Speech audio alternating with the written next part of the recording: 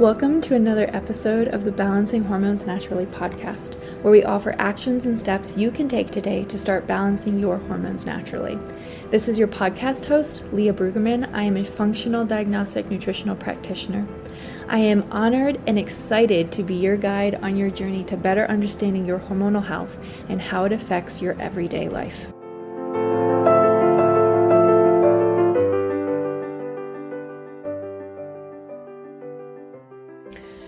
Hey ladies, so today we're going to be chatting about endocrine disruptors in your cleaning products, in your skincare, in your house care, I don't know, everyday life.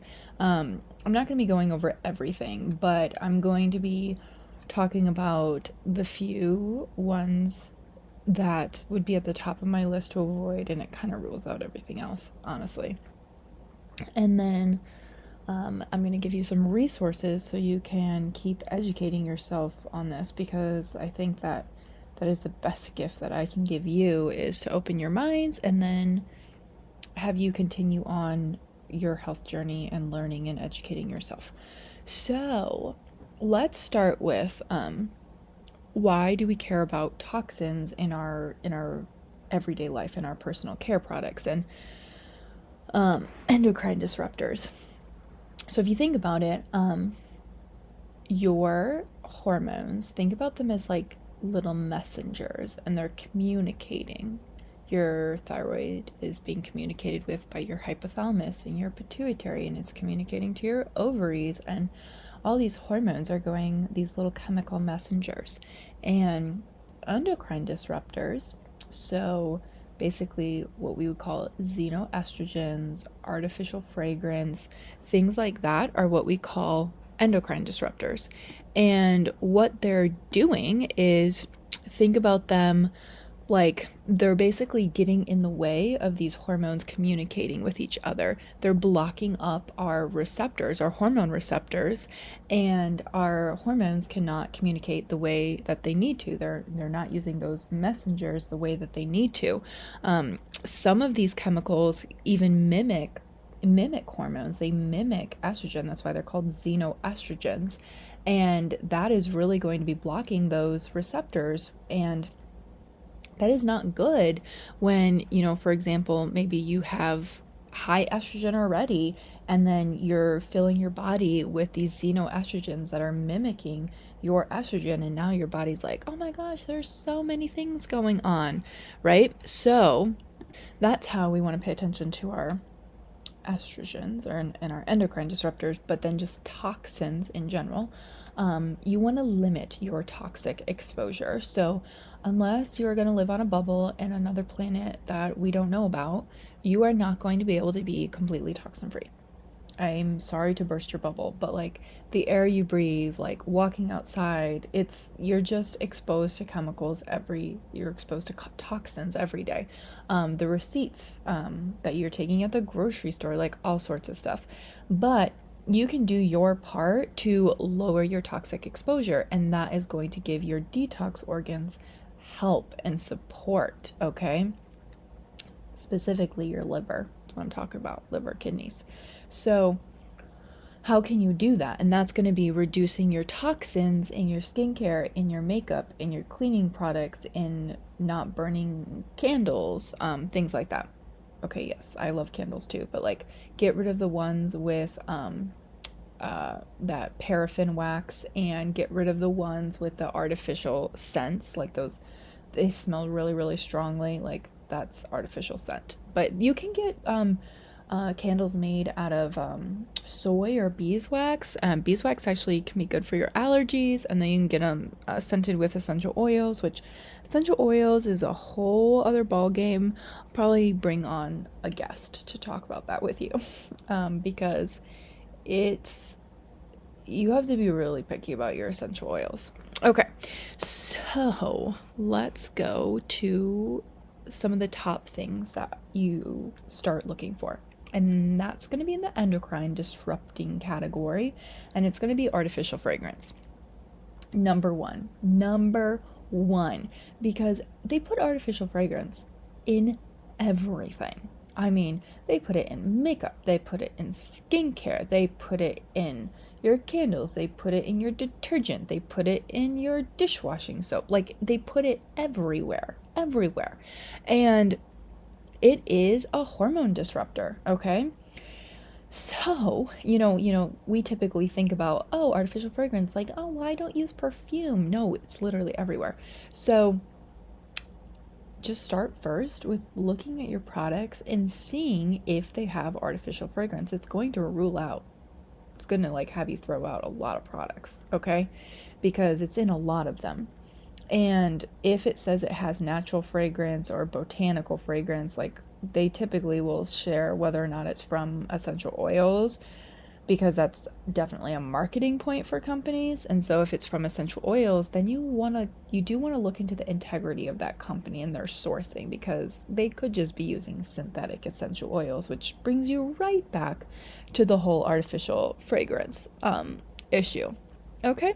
So that's where I would start first. And to kind of dip your toe into the water with this, there's an app called the Think Dirty app. There's also the EWG skincare database, I think is what it's called. And I don't stand by them as like stock lock and key, like this is what I base my products off of, but it does give you a good starting point. There's, a little bit of money obviously thrown around, and maybe potentially how some brands will get, better ratings than others, which is why I don't completely put my utter faith in it, but I do use it as a starting point to see why they rated it that way. So like the Think Dirty app, you can scan at the store and it will rate it for you on like non-toxic to extremely toxic, and then it will tell you which ingredients flagged for toxic. And that can be really helpful if you're just starting out in this journey, because you're like, I don't even know what all of these ingredients mean. And so just scanning that barcode and having it pull up and being like, hey, this ingredient is toxic because it is such and such, and this is why it causes issues with your body because it's an endocrine disruptor or something like that, can be really, really helpful. So I would highly recommend downloading those apps and really starting to like scan everything in your house. And when you run out of something and you're buying something new, scan it, look into it, just start educating yourself there, okay? Highly recommend. We are going to take a slight break, you guys, and we're going to talk about the Hormone Reset Program, because this episode is brought to you by the Hormone Reset Program, which is my signature group program. I only run it 3 times per year, and it is opening up this Wednesday. I'm so excited for you guys. So, what is it? It is an 8-week group program, okay? You get so many training modules, but in reality, what you're getting is the foundations of what to do when you are dealing with painful periods, heavy periods, hormonal headaches, hormonal acne, bloating, anxiety, low progesterone, all of those things we are going to be covering in this course. So it's literally, you go from, it's not just education, I'm literally walking you through this transformation. So you get a group call every single week, you get a Facebook accountability group, I'm in there every single day answering questions. I have another accountability coach that has been through the program. She's been working with me for a while in there, also answering questions so we can make sure that we get to everybody's questions, everyone feels supported. But you aren't just being given information, you're being walked through your transformation, and you get to do it with a bunch of other women who are going through the same thing, dealing with the same types of issues. And I know that when you're going through hormonal things, it can be very isolating, and you're like, oh, I'm the only one with painful periods, or I'm the only one that like bleeds through a tampon every 25 minutes, but you're really not. And I'm sorry, you can hear the heater back there, but so the community is so important, okay? So this is going to be your journey step by step to hormonal balance. It's going to be all of the things that you've been dying to ask me, because in all of my podcasts I give you generalized info, but when you're working with me, when you're in my program, I get to give you specific info. You get to ask questions about what's going on specifically with you, and I can give you guidance because we have that client coach relationship. So this is the most amazing program because it has changed so many lives, and it's a group program, so we're able to take on more people, and it's obviously a lower investment than working one-on-one with me. And we have so many incredible stories of the changes, women being able to get pregnant, women finally able to carry a pregnancy after multiple miscarriages, women able to finally have painless periods and go back to work, women able to finally not have to take ibuprofen like it's their job anymore because of their headaches, finally able to have clear skin and feel confident walking around without makeup, finally able to, take a hike on their period because they aren't worried about bleeding through a tampon every 25 minutes. Finally having energy to play with their kids again. The stories are incredible. So I put the link down below, and there's a bunch of other stories of women who have been through it. I share a ton of testimonials, and I encourage you to check it out. And if you feel like it's a good fit for you, I invite you to join us this round. Okay, back to our endocrine disruptors. Okay, so we talked about artificial fragrance, how to start, paying attention to that. That would be number one. You guys, really, it rules out Febreze, it rules out so many lotions. And then I don't say that to make you freak out and be like, oh my gosh, that's all of my products, I can't buy new ones. Phase out, because you're not going to be able to dump everything overnight. So you use up your foundation, buy a new one that's low toxins or no toxins, toxin free. Maybe you finish out, okay, maybe you could throw away your Febreze. You could throw that away, but you finish out your detergent, and so then you buy one that's non-toxic. Maybe you finish out your skincare and you buy one that is non-toxic, okay?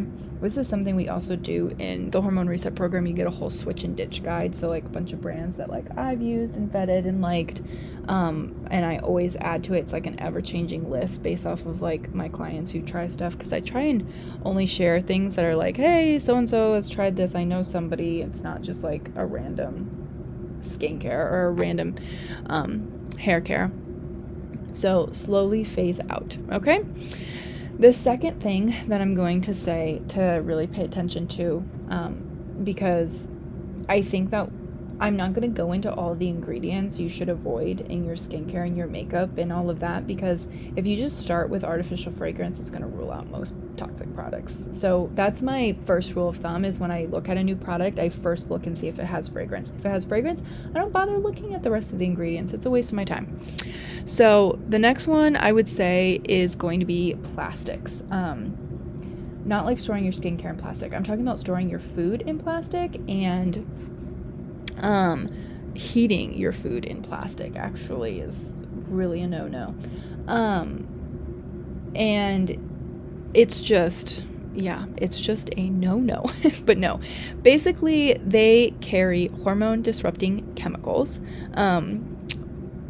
one of them being widely known as BPA.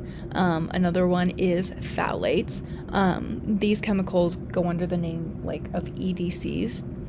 And there's even people be oh, it's non-BPA, and I don't know the name of it off my tip of my tongue, but they do have a replacement for BPA that they use that is just as bad, and so that's why I just recommend doing glass or stainless steel. Okay, no plastic, and it's just safer. Stay away from it. Your hormones will be happier, and especially if you have boys, it can really mess with their estrogen, having plastics and cooking in plastics. There is an incredible book called Boys Adrift by Dr. Sachs, who is a pediatrician and a psychologist. And he talks in there about, he references a lot of studies, so you can go look at them. But there are fish who are in waters that are very contaminated by plastics and toxic chemicals, and the male fish are actually, like, their sperm count is really going down and they're starting to develop ovaries. It's slightly terrifying. And he references a bunch of other studies as well. So I would highly recommend reading that book, but if that doesn't make you double think about plastics, like, I really hope it does. I'm going to give you another book called It Starts with the Egg. And this is a more recent book, so very recent studies, and it talks so much about chemicals, and you can look at these studies that are done on how it actually affects pregnancy. It affects, like, it just affects your hormones so much. And it's honestly, it's kind of enraging. I get really angry when I read it, because it's like, how are we not taught this? Like, just to use glass instead of plastic, everything's about convenience, and nobody tells you avoid BPAs. Oh, like, just because your plastic is BPA free, guess what? Because, all these big companies just want to make money. They just put a different chemical in there that, people aren't talking about yet, but it's just as damaging as BPA. Just go with the glass, you guys. So that would be my big ones. So start with your artificial fragrance and start with plastics. And then I would say, honestly, look at your cleaning products, because you're cleaning surfaces, like you're cleaning your table, which maybe your kids are eating off of that. You're cleaning your counters, which you're cooking your food off of. You're washing your dishes. I would take a look into your cleaning supplies. Look them up on EWG. Look them up on the Think Dirty app and see what they rate. Look at the ingredients, because there's a lot of companies out there that also greenwash, like Mrs. Myers. And the reason why I say look at the ingredients, because, like, for example, every once in a while you'll see a company that's, like, approved, like, oh, non-toxic, they mark it as, like, green, and then you look at their ingredients and they're the exact same ingredients as one of the toxic products. They just are better at marketing. That's what we call a greenwash company. So that's why I always recommend turning around, looking at the ingredients. Really, really important. See what's in it. Start educating yourself. Highly recommend the book Boys Adrift. If you have boys and you want to learn more about the effects of plastic on them, because I think it's just helpful. I also highly recommend the book It Starts with an Egg, just to learn more about chemicals and why we should avoid them. Oh my goodness, it just affects your hormones so much, especially if you're trying to get pregnant, you guys. Take a look at your products. Also, avoid the toxic ones while you're pregnant as well, because it's kind of disturbing how many endocrine disruptors are being tested and found in babies' umbilical cords. And they're just being born. Like, how can they be exposed to this stuff? And it's because mom's exposed to this stuff. And that's not to, like, fearmonger. It's literally, I just want you to educate yourself and start looking into it.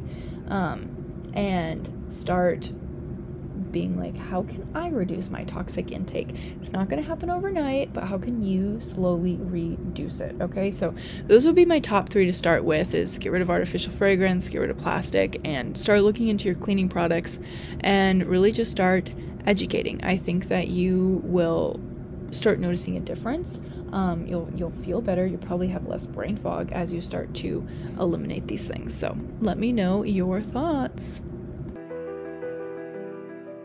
Thank you for listening to today's episode of Balancing Hormones Naturally. If you found this helpful, I would love for you to share it with a friend and post it on your stories and tag Balancing Hormones Naturally podcast so we can get this message out. You can find me on Instagram at Leah_BRUEG, and I would absolutely love to hear from you.